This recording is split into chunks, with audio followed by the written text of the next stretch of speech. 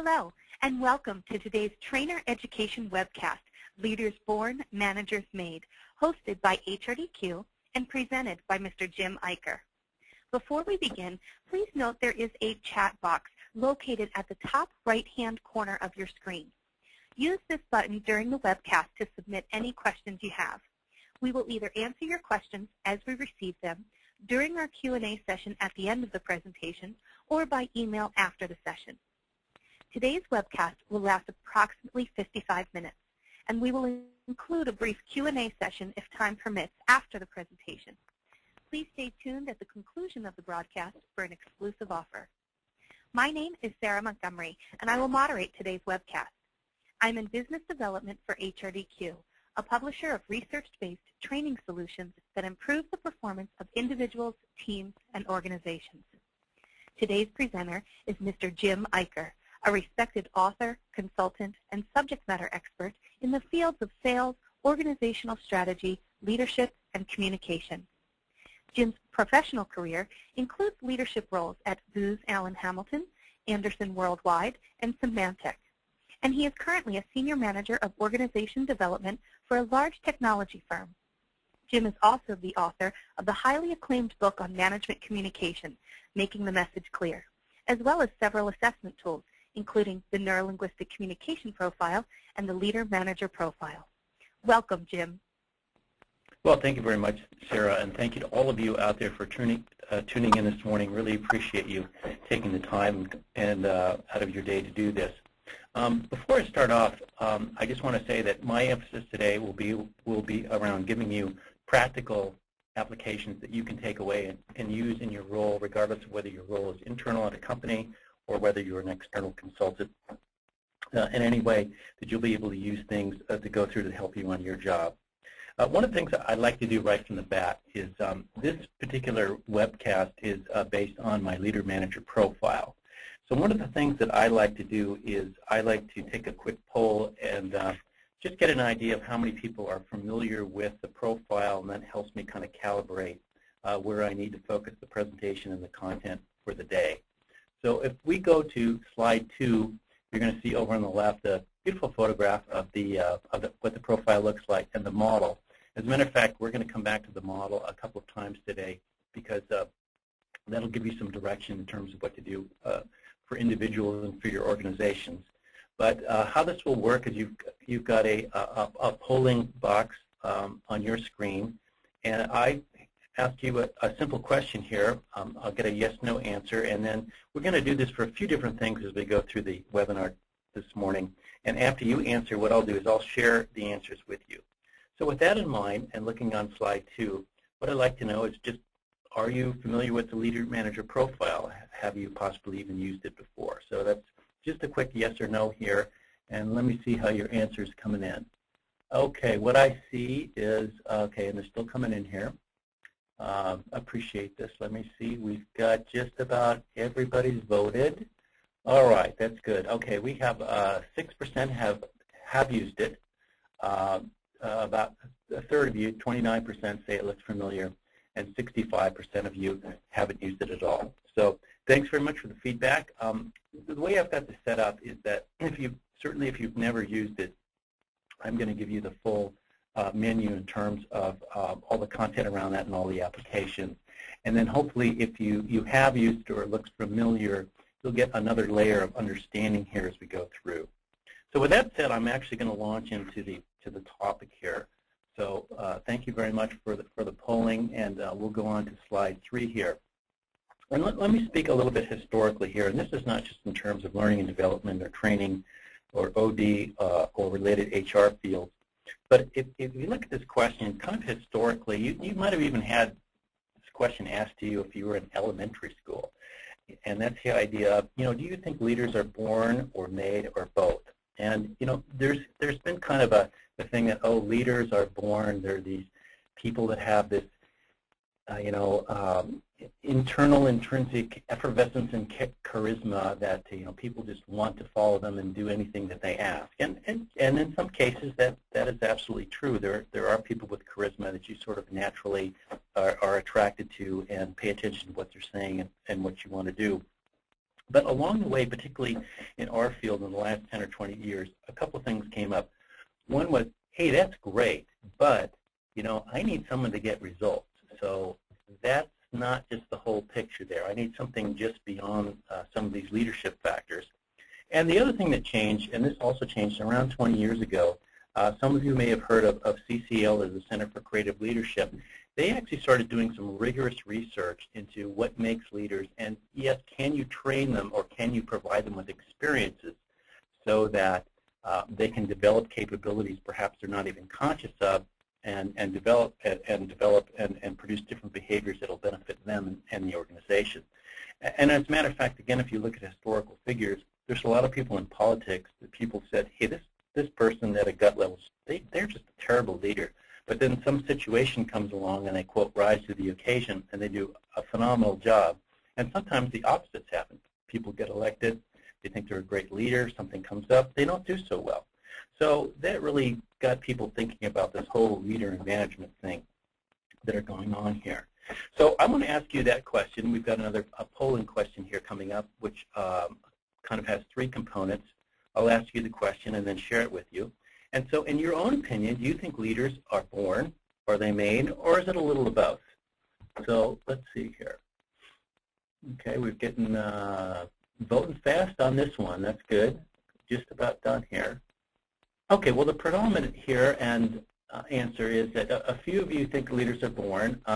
About 12% think leaders are made, but the vast majority of you, 85%, think that they're born and made. And that's certainly my bias, particularly as we go through the content today, is that you can bring out the characteristics of both leadership and management if you know what you're looking for. And that gets me to really one of the key takeaways here, and I will point out the key takeaways with each one of these slides as we go through them here, is that your intuitions that you have about leadership and management are a lot of times based on what I call unconscious competence. That is, well, you kind of have an idea what the difference between a leader or manager is, or what you might have to do to get a person to be a better leader, a better manager, but you're not quite sure exactly what the behavior should be or what experiences, what kinds of assignments they should have to get there.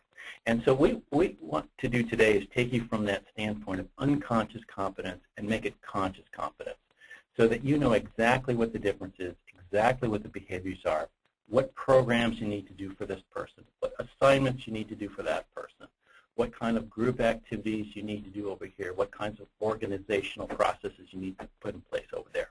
So really taking it, making it conscious competence, turning those intuitions into practical, executable actions that you can go forward on. So that's really kind of the main point of where we're going here today. So I want to drill down to the next level. Go to slide 4. We're going to have another quick poll here. And this is how this one is going to work. The point of this is that we're actually already going to start to drill down on what your intuitions are based on. And they're based on a set of real observable behaviors that you can point out, you can measure, you can go to your management and say, this is what it's about, this is what it consists of, this is why I need resources, this is why I need money, which is really why we're all on the phone here, to try to figure out how to, answer those questions and get the resources we need to get our jobs done. So let's take a look at, start to drill down on what some of these intuitions are based on. So I'm going to read you first these two sets of really assertions here, and then ask you a question. So let me read the first one. Leaders tend to budget and control costs, map out milestones for projects, and squeeze efficiencies from operations. Managers tend to create a vision of future direction, nurture long-term relationships that create loyalty, inspire others to work beyond their perceived limits. So my question to you is simply, do these statements, as I put them together, make intuitive sense to you, yes or no? Okay, so we got the voting coming in. Oh, that's been pretty strong there, all right. Getting pretty close, got over 2/3 of you have voted here. And okay, we're pretty close to done here. All right, so for about 1/3 of you, these groupings of assertions make sense. And for about 70% of you, they don't, all right? So what we're going to do here is we're going to focus on what leadership and management behavior is about. And really the remainder of the program, moving towards conscious competence, is how we're going to map out and learn to apply the differences between leadership and management behavior. Now, I'll just jump here ahead. In the model I have, the bias I have, and the best practice research that the model's based on, is that these tend to be, in an individual, they tend to be blended. But if you want to stretch them out, the first set of assertions here around budget, milestones, and operational stuff is generally traditionally considered management behavior, and vice versa on the other one. Vision, relationship focus, and inspiration are leadership behaviors. But we're going to see how those can cross over and fit together and make sense here. So what I'm going to do now is kind of traditionally go through what the agenda is going to be here for today. And thank you very much for jumping right in there and getting on the polling questions, because that gives me a really good sense of where we're at for today. So if you're looking at slide 5, I'm going to quickly walk you through these. And there's a few that we're going to emphasize on here more than others. So first of all, what we're doing now, we'll go over what the outcomes are. Why this is important, I call it behind the 8 ball, but there is a reason why, in the big picture, why you should be interested in this and why you should be tuning in today, and we'll go over what that is. We'll talk about the so what, who cares, why should this matter. Then when we start to think about, again, how do you know? What specific behaviors and activities can you do around this that will make a difference? What you do it. We'll go over the model and definitions. What that bullet refers to is specifically the model that's in the leader and manager profile and what that's about. The 3 key areas that we're going to focus on is balance, individual, and organizational. So if you go back to those assertions that were on the prior slide, what's really important is how those are balanced out in the organization to get the business results that you want. So we're going to look at that. Then we're going to look at what applications you can use, whether you're learning and development, or training, or coaching, or mentoring, whether you're a consultant, an individual contributor. We'll talk about how all that works. And then finally, this leadership and management doesn't occur in a vacuum. There are times when to emphasize leadership behavior is more appropriate than management behavior and vice versa. And we'll talk about exactly what that context is and how that works. And then we'll go over a quick summary and have some Q&A here. So that's kind of the big overview for today. So if we go into the next slide here, and I'm just going to kind of walk through this quickly again. We've actually gone over some of this. The main objectives for today is we're going to learn the differences between leading and managing, and that's what I was referring to as conscious competence. The second thing is that we're going to look at step-by-step ways that you can develop these, because unlike, going back to one of the earlier polling questions already, leaders born or made, is that you can, and it's been shown empirically that you can develop leadership abilities. However, how you do it is very different than how you develop management abilities. And the trick is identifying what those differences are, identifying the assignments, and then we're going to tackle some of the questions, because some of the things you need to do in your organization may not be ready to do. And we'll talk about what some of those are. And then to turn that around, there are some things in terms of developing leadership that your organizations may be doing already and may have been doing for quite a long time. So we'll figure out what those are.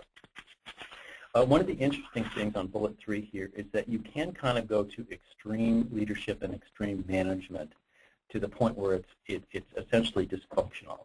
And we'll talk a little bit about what that looks like, because those of you that have sort of had a gut intuition about, hey, something's not right in my organization, but I can't quite put my finger on it, we're going to figure out what that is. And then finally, I've alluded to this as well, we're going to know when to apply the leadership and management behaviors in the context of a group. Because the reality is we all work in teams, we all work in groups, we all have to collaborate, even across geographies. So there are some aspects in which to emphasize one of these behaviors over another and have the best match fit, and we're going to go ahead and do that. Okay, so let's go on to slide 7 here. What's the business landscape? Why are we concerned with this at all? All right, well, kind of traditionally, if you look over the years, a lot of organizations would have like a CEO, Chief Executive Officer, and a COO, the Chief Operating Officer. Or there was someone basically that was sort of the relationship salesy or visionary person, and somebody that got things done, the operational person. And a lot of companies still have that. But if you look at a lot of the successful companies over the last 10 to 20 years, regardless of the industry that they're in, that they want two for the price of one. And they want somebody running at the top, and usually the COO is the one that disappears. They want a CEO that knows how to manage the operations and has a vision and a sense of where the business is going. And the thing is, that has trickled down all the way down to the management and supervisory level. They want people that can get things done, and they want people that also have some sense of strategy and some sense of direction and where things are going, that build relationships with people, that can coach people, that can mentor people, as well as handle the projects, handle the details, and that sort of thing. So that doesn't always work, but that is clearly where it's really almost a fiscal pressure has gone to hire talent or develop talent that has this skill set in a single individual. So that's kind of the big picture for that. And if you look at under the bullets under the heading to be successful, what's kind of driving this in the marketplace is just the increasing competition and customer demand. Quality's got to be great. You know, you want service, you want it right now. You want to be able to talk to a person on the phone or email or in person that gets the problem solved right now. You don't want to delay, and you want everything at the best possible price, particularly right now in kind of a deflationary, recessionary context. You want everything at the best possible price possible. So that's where that is. So if we go on to the next slide here, slide 7 gave us the bigger context, but this one is a little bit more focused on you and how this fits together here. So, you know, I'm not quite sure what everyone's background is, but usually we get people that are in areas of learning and development, coaching, individual consultants. Some of you may work for firms, but usually you have a sense of development and learning within your organization. So why you should care is that understanding how learning and management works, how they're different and how they can be applied, will benefit a lot of the things you're trying to do in companies. So if you go over here and look at individual applications, some of you may have deliverables or assignments around coaching. Some of you may have around mentoring. Some of you have responsibility for management development in your organization. Some of you with succession planning. And these are different tools to pull out both leading and managing behavior. Other of you may have, you know, broad-based organizational assignments. One of the big things now, I mean, it's kind of gone off and on, and it's been around a little bit more enforced in Europe over the years than in the U.S., but it's coming here as a high-potential program. A lot of what you're turning to now, I know what we're really deeply in the middle of is a comprehensive talent strategy. And what does that look like? And what kind of skills do you have to have? What kind of competencies do you have to have? So it really benefits you to understand the difference between leading and managing and what to do about that. The whole idea about optimizing your resources, whether they're captive employees, whether they're partners, whether they're third party, whether they're consulting firms, and of course how you build teams. And there's really a core things that are really driving this in the business landscape, and that's what's really on the bottom there, is that it's around efficiency, flexibility, and scalability of talent.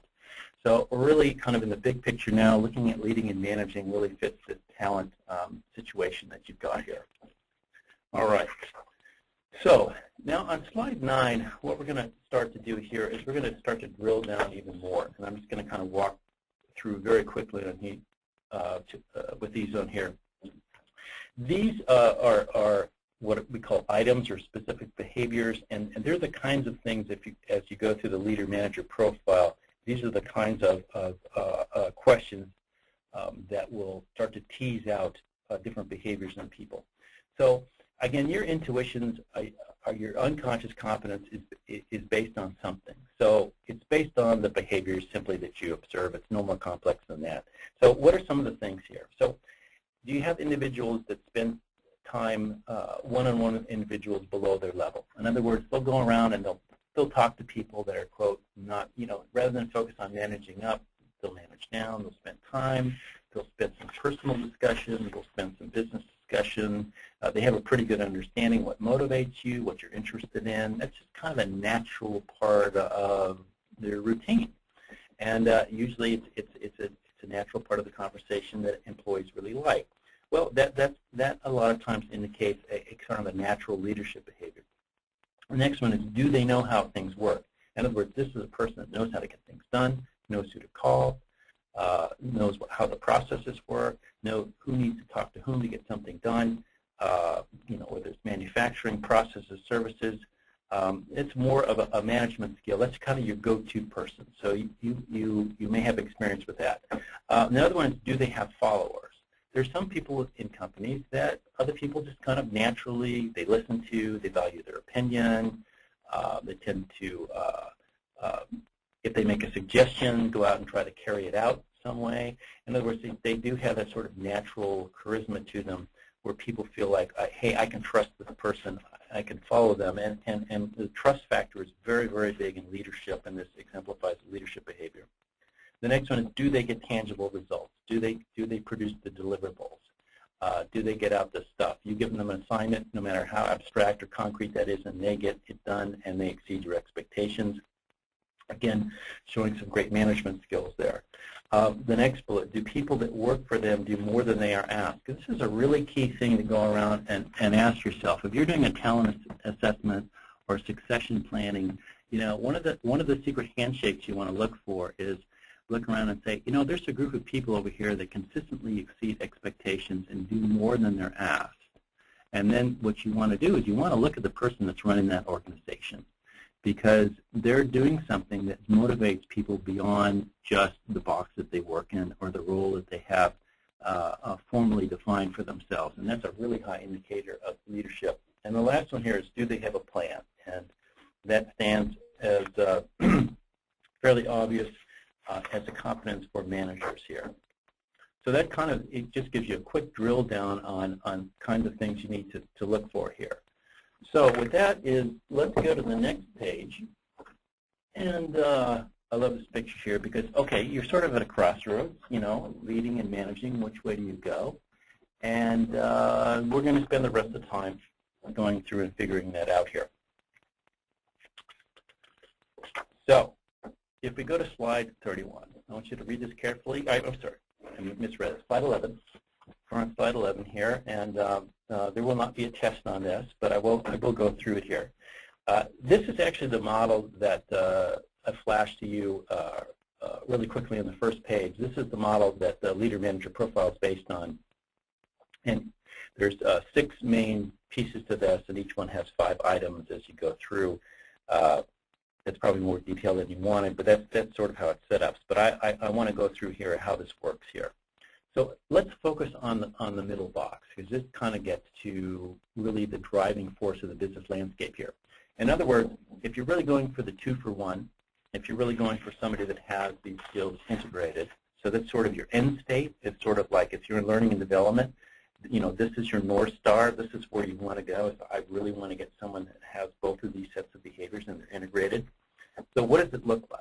Well, what it really looks like is these sets of behaviors are aligned, which is along the top. So if you draw an imaginary arrow down to the bottom, they're aligned for results. So somebody that has these competencies and capabilities blended, what they're going to do is they're somebody that no matter what, they maintain order in the organization. They enable decisions, and they influence outcomes. All right? And that's a blend of, as I go over these other things for you. So the cluster of leadership behavior in terms of best practices, which is what this model is based on, is that leaders tend to communicate the organization direction.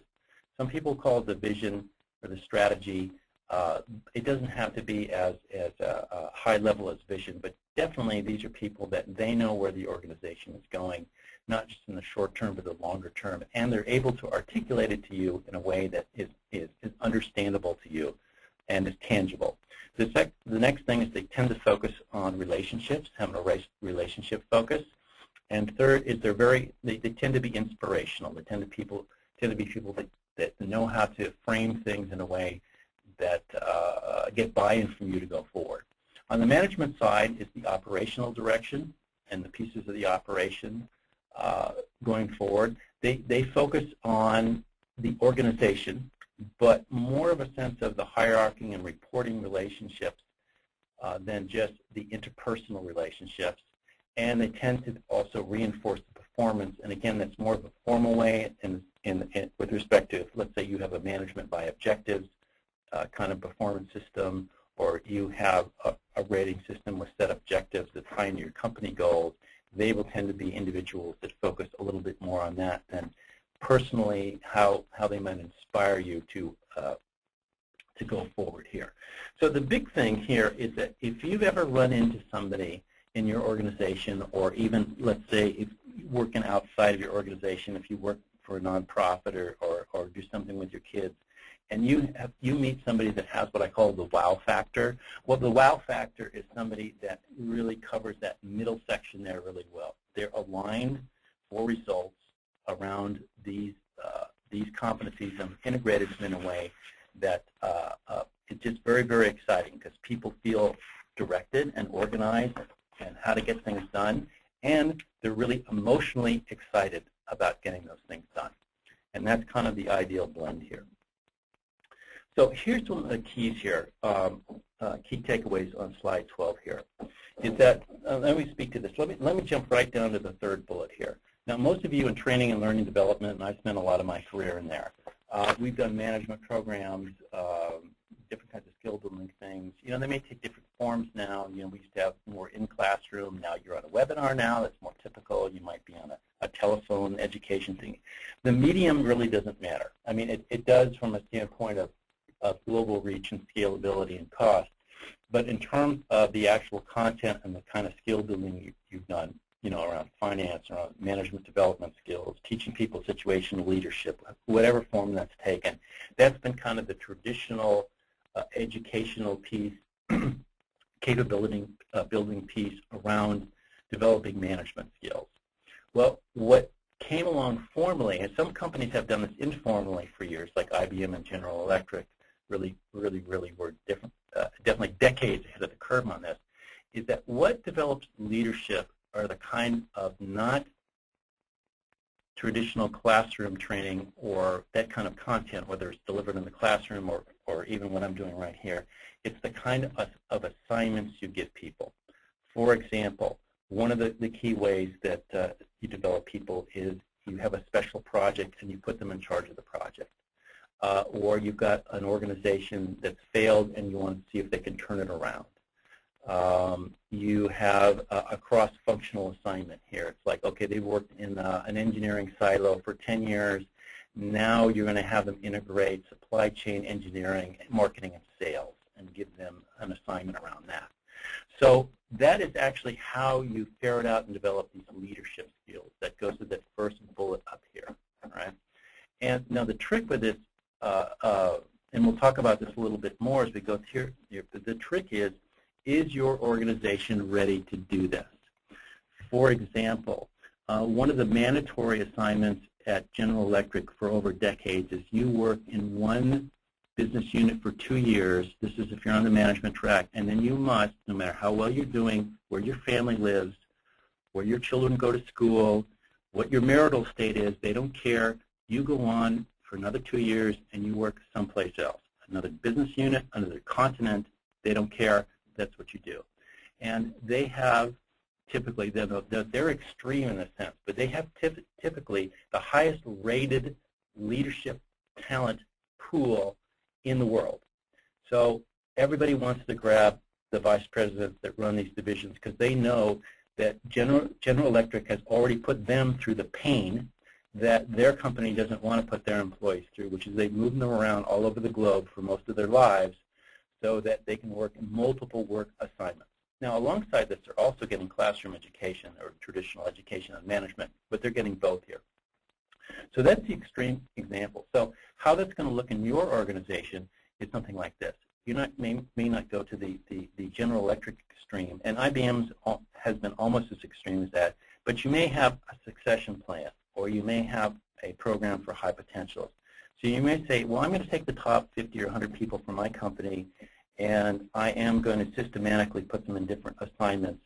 But they may be 3-month assignments, 6-month assignments. I may keep them in their hometown. I mean, there's variability on that. You don't have to go the GE sense. But you are going to have programs that we call succession planning high potential, and there's other ones where you are going to have to give people a menu of assignments to see how they do. And that's how you develop and identify and develop those leadership skills. Now, the bullet in the middle is kind of the glue here. A lot of you out there probably have programs, formal programs around mentoring and coaching. You may hire coaches inside or outside your company, or even different consulting firms deal with your managers. And this is necessary for both people to develop both management and leadership skills. They really need to develop these one-on-one skills with people around coaching and mentoring. That'll benefit both of them. So we're going to move ahead here to slide 13. And so I've talked about the individual, but hey, we work in groups, we work in teams, we work in organizations. So how does this work here? Well, you know, the ideal is you take individuals, you nurture them, you give them assignments, you train them, and they turn into great leaders and managers. However, we don't always have the time to do that, and that does take time. I mean, GE's expectations was that you would develop into a leader over a period of years. And of course, today, we all want results yesterday. So the next thing you can do is, if you understand from a conscious competence point of view what the difference is between these sets of capabilities, the next thing you can do is you can create a team of individuals who form a blend of these competencies. So you can say, okay, so-and-so over here, great operational person, going to put them on the team. This person here, great vision, great leadership skills, going to put them over here to work for this operational person. That'll really help on this project. Same thing, my department, I'm hiring some people in here. One of the things I want to look at is not just the content skills they have related to their job, but I want to look at leadership and management skills, and I want to get possibly a blend so that I can look at one, because that's good for the department, it balances out, but two is, you want to look down the road and ask yourself, well, who might succeed me? So I want to bring in people that, have a variety of skills and build that. Another thing that's happened a lot is, and actually happening more, is a lot of, the third party or partnerships or outsourcing stuff was around, we're losing jobs here. These jobs are going to go someplace else. But for the last few years, and this is because I've studied this, where the trend's going is it's not about getting rid of employees. We're keeping our pool. We may even be growing now, but what we want to do is that we want to augment some skills that we have. So you might bring in a consultant. You might partner. You might actually bring in an outsourcing firm, not to outsource your employees, but to actually add your skill base and even learn from them. Do a knowledge transfer so those go into your organization. So there's a whole lot more flexibility out there with that community as well. So these are just some different ideas that, because there's two models. In learning and development, we tend to think of how can I develop this individual with leading and managing skills. But if you actually talk to the people that are really the managers and directors at your company, they have such short-term, high-pressure goals that they really you need to really help them think through, that's great, but how can I build this right now? And that's about adding people to their team, whether they're full-time or whether they're partners, that can assist them in the outcomes that they want to achieve around leading and managing. So if we go to slide 14, we're going to shift a little bit around here, and we've talked about kind of how to develop these skills, how to balance things out. And I did want to point out, because you can get caught in this trap, is that things can get out of balance. And what happens is, some of you may run across somebody in your company that, everybody loves, they're charismatic, they know stuff, and they're really kind of the guru. Well, go talk to so-and-so. They're really the guru about blah, blah. And they're very inspirational, but after a period of time, once you get over the shock and awe, you ask yourself, where's the beef? What has this person really done? Okay, and you find out that there are some people that are really charismatic and have these kind of extreme emotional leadership skills, but they can't execute. All right, and so that actually ends up being a fatal flaw or weakness. Now, on the other hand, you have somebody that they're the master. They know how everything works, all the details, policy. Everything about your culture, the entire history. They know where all the bodies are buried and all that kind of stuff. But they're actually tend to be people that are pretty inflexible when, again, you need them to execute on a task. So the point is that they become very, very rigid. So you also may see that in your organization as well. The point is for people at the extremes, it's very difficult, particularly if you're in a position as a learning and development or an OD person, to probably get those people to change. All right. Not that you couldn't do it, but I'm just saying kind of a red flag out there pay attention that may be the case. And it's sort of the 80-20 rule. You don't want to spend 80% of your time on making gurus and bureaucrats, balanced leader managers. You want to spend the 80% of your time on everybody else to get them balanced out. All right, so we're going to do a couple of application exercises here, and this is how this is going to work. I'm going to read you kind of a scenario here, and there's a couple of questions underneath, and what you're going to do is, if I have this right here, is after I ask you the questions, then you're going to use your chat box and just put in your answers. And what I'm going to do is share some of those with you, and we'll talk about that a little bit. I've got a couple of scenarios we're going to go through here before we wrap up for today. So here's the first scenario or case study on slide 15. So an organization under intense pressure has exhausted all of its ideas on products and services and perhaps lost its way in the marketplace. It now needs individuals who exhibit leadership skills to stage a comeback. So my questions to you that you can type in are, what kinds of assignments would improve the leader skills, and what type of team or staff skills would the leader need to consider? So go ahead and take a couple of minutes and type those in, and I'll share some of those with you. Again, here we're focusing on an organization that needs leader skills, that has leader issues. So let's see what we've got here. Okay, I might have to scroll down here myself. Hang on. Okay.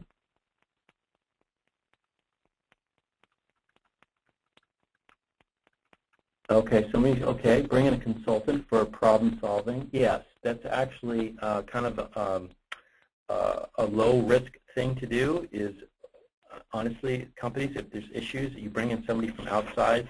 Well, there's two things here. One is that you bring in somebody from outside, you actually get a point of view, because you're caught up in your groupthink so much that they'll give you a different point of view. The other thing, and I'm being a little cynical here, is also the sort of the blame the consultant thing. I mean, some of it is, well, if you don't like their answer, it's easier to say you don't like the consultant than to, your own employee's opinion. That's a little bit cynical, but with that said, it does give you an extra point of view in order to push what your limits of thinking are about that. You could have, again, we have outside, we're getting a lot of stuff on bringing in outside for brainstorming, for creativity. Again, I would encourage that. It's usually a safe thing to do on the first round, is bringing somebody from outside. Another thing, too, is you really do, and some of you may do this, is you may call it different things, but these different cross-functional, cross-business unit environments. Some of you out there may have formal or informal rotation programs, and that would be an example of one of these things that you might want to consider. Okay, so that was a good representation here, and kind of right on with the content. Let's go to the next slide, 16, and whoops, sorry, we finished this up here, and we're going to go through one other case study or scenario real quickly. So here we have another company with an outstanding market presence and revenue, but with aging infrastructure. Could be anything. Could be IT. Could be its plans. Poor margins and diminishing quality. Kind of sounds like maybe they're in a commodities market. Now need individuals who exhibit management skills to stage a comeback. So here we're focused on management. So I'm going to do the same thing. I'm going to read these questions, and you just type your answers into the chat box there. So in this context, in this case study, what kinds of assignments would improve manager skills, and what type of team or staff skills would the manager need to consider? So go ahead and take a few minutes to do that.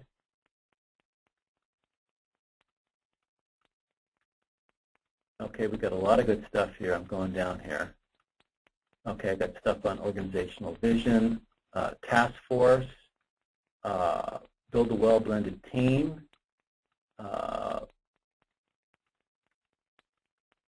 okay, let's get staff skills. It's good. Actually, moving people from line to staff is another good thing. Okay, got a lot of stuff going in here. Okay, develop some of the more traditional skills, accounting, controlling. Okay, another thing good. If you've got cross-functional infrastructure issues, somebody talked about bringing in somebody from IT. It's actually good to bring in cross-functionally from all the supporting functions to discuss what some of the issues are. We've done that before, whether it's HR, IT, finance, or that sort of thing.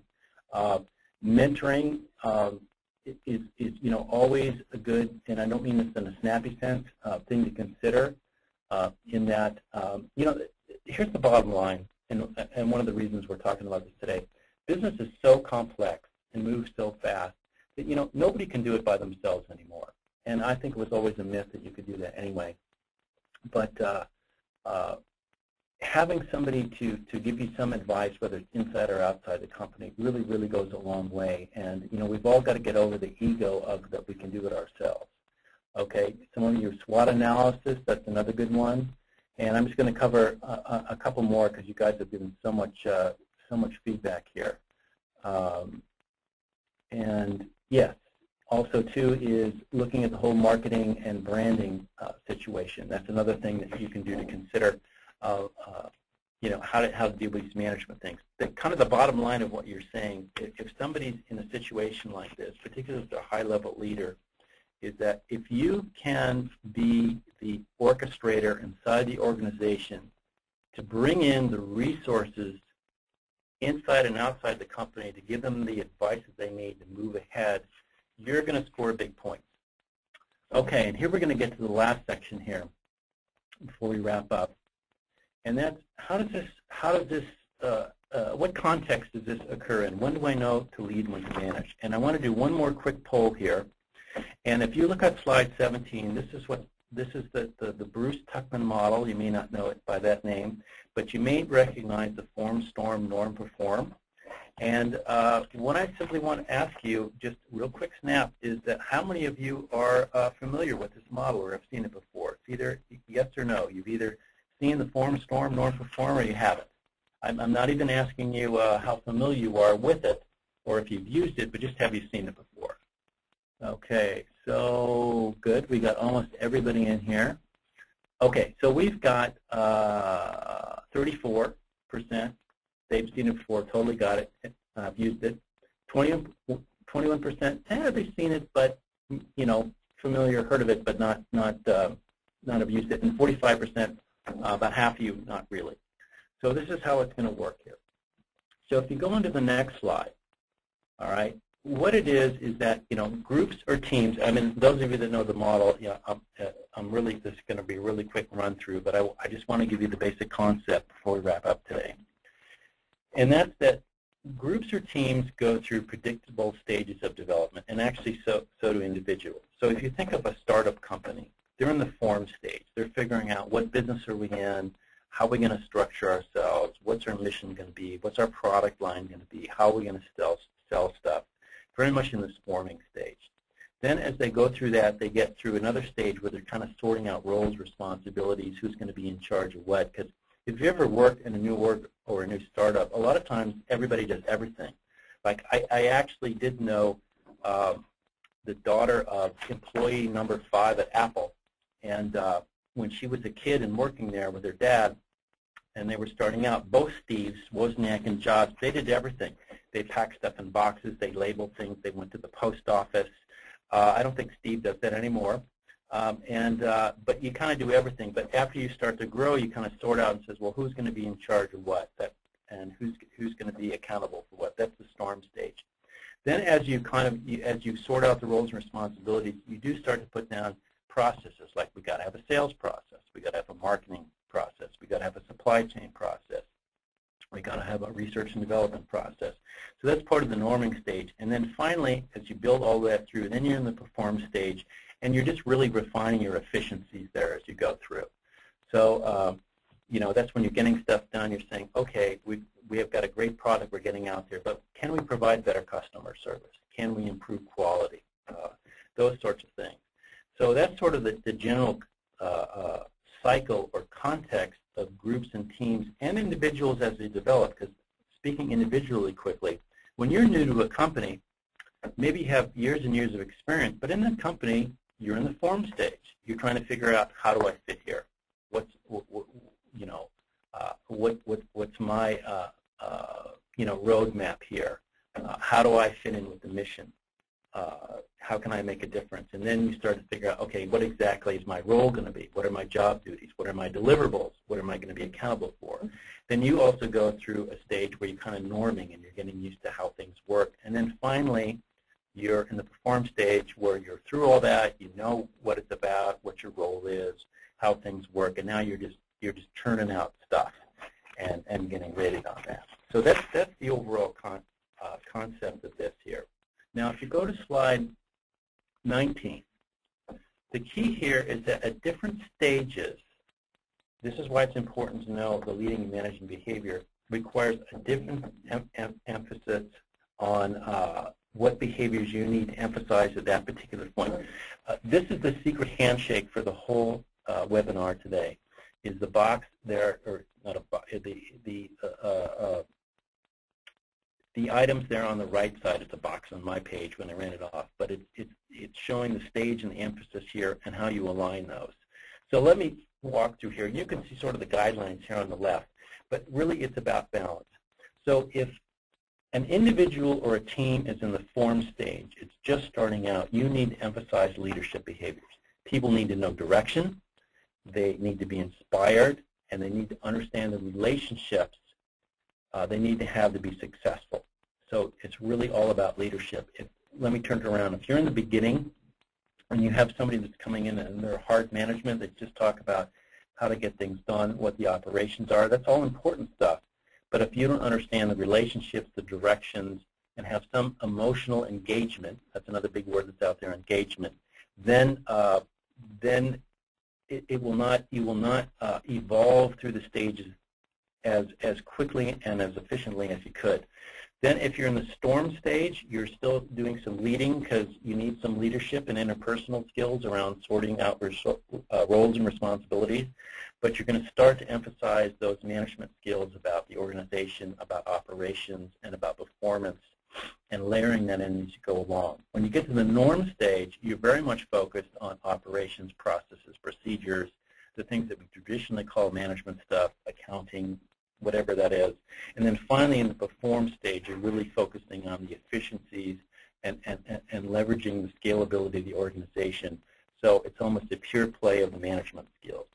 So this is really your algorithm or your roadmap in terms of if you're going to map out your applications. You just don't do that around leadership and management with individuals, but you do it in the context of the organization or the team that you're going to have that individual lead and manage. So in summary, if we go to the next slide, and this is also a little bit more of a drill down that's in the leader-manager profile, is that leaders focus on guiding, developing others. There's a growth focus, there's a future focus, and leaders are generally individuals that are comfortable with uncertainty in their area. The manager focus, and again I'm kind of going to extremes here, but it's to emphasize the difference in terms of conscious competence, is the focus is on administration. That's really around behavior and performance in the present. So you want to link those three middle things together. So leaders, development, growth, future. Managers, behavior, performance, present, right now. What are you doing for me right now? And that really goes to underline the certainty portion.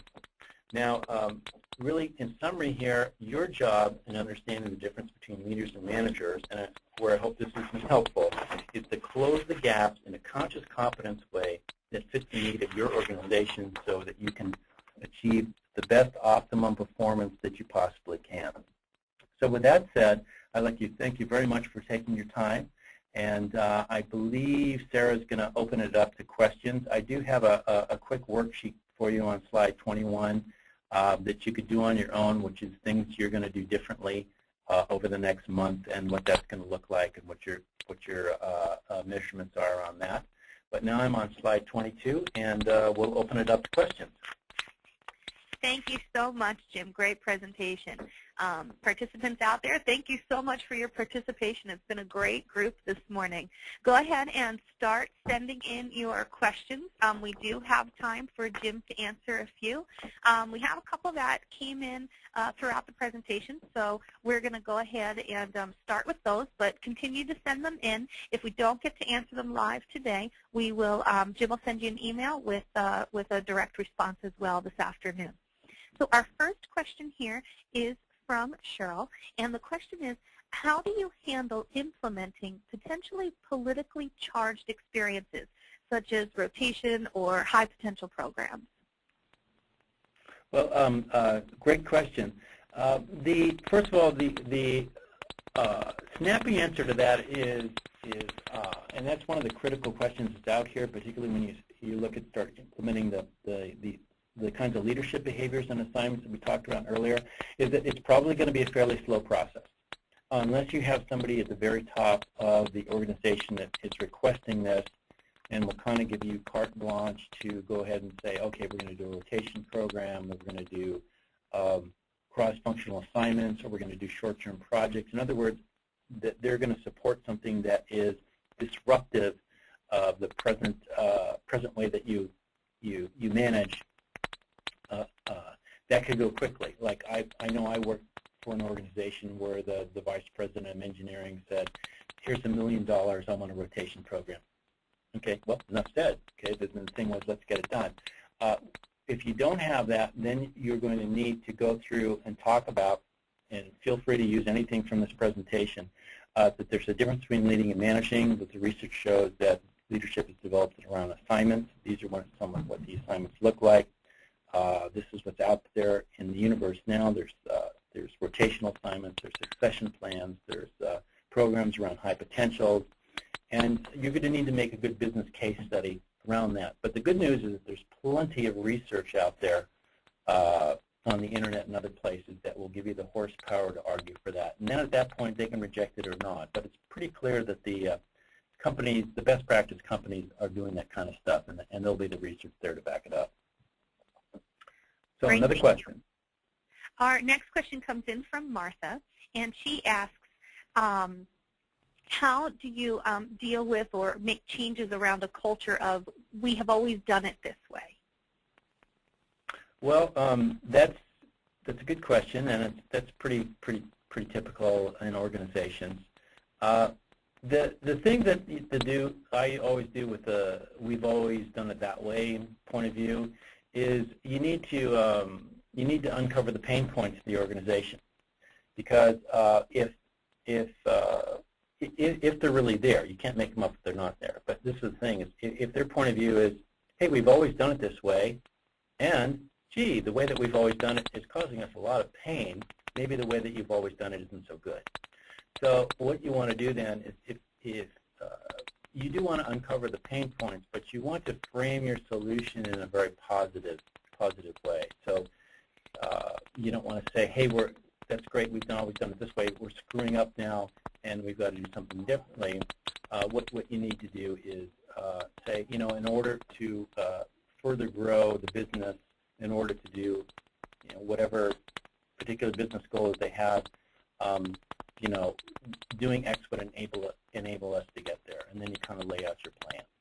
So it's a quick answer, but basically you have to find the pain point and put it in a positive frame, your solution in a positive frame.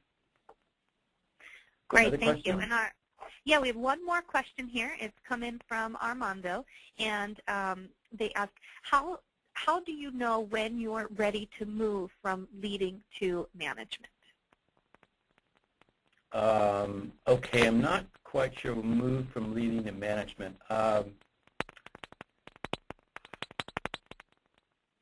Well, there's a couple of ways to look at that. One is in the context of the form, storm, norm model. In other words, I'm not sure if the question is pragmatically, hey, I've been in a leading role, when do I need to focus on managing?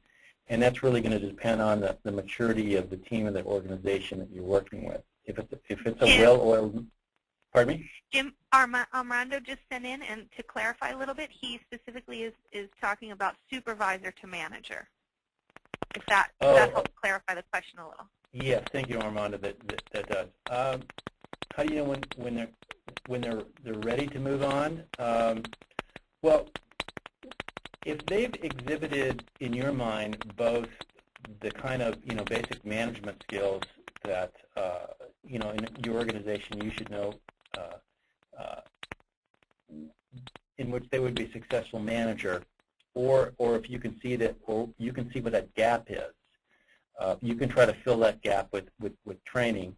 The other thing, too, is you want to do the same thing with leadership, and you may want to say, well, I think this person could probably make the bridge managing, and we need a little more training here, some experience there to do that. But the key thing is you want to ask yourself, have they exhibited some of these leadership behaviors, or at least do they show the potential of doing that? And if the answer to that is yes, then it's going to be easier for you to make a decision to move them in that role. They might need a particular kind of assignment to get them into that management role, but you've already assessed that they have the potential to fill that. In other words, you've just seen, hey, they're pretty good with people, or, they do have a sense of direction around here about where the business is going. And I know this because I've talked to them about it, and they've articulated that to me. If you haven't done that kind of stuff, you do need to do a little bit of probing around some of those issues to see whether there's any evidence of a sense of future direction, or a sense of relationship building, or a sense of being able to inspire and motivate others. So again, you've either observed those, which is good, but if you haven't, you need to go do a little bit of discovery yourself and figure out if that person has those sensibilities about them. Great. Thank you so much, Jim. If we did not get to answer your question, you will receive an emailed response directly. Feel free to contact us with additional questions or feedback on today's webcast. As an exclusive offer, you do receive 20% off any Leader Manager Profile product at our website, HRDQ.com. Use the coupon code LMPWebcast, all lowercase with no spaces. We do appreciate your time today, and we hope you found today's webcast informative. I want to personally thank everybody for listening in. I really appreciate it, and feel free to submit any other questions to Sarah, and I'll get back to you as soon as I can. Take care, and thanks very much.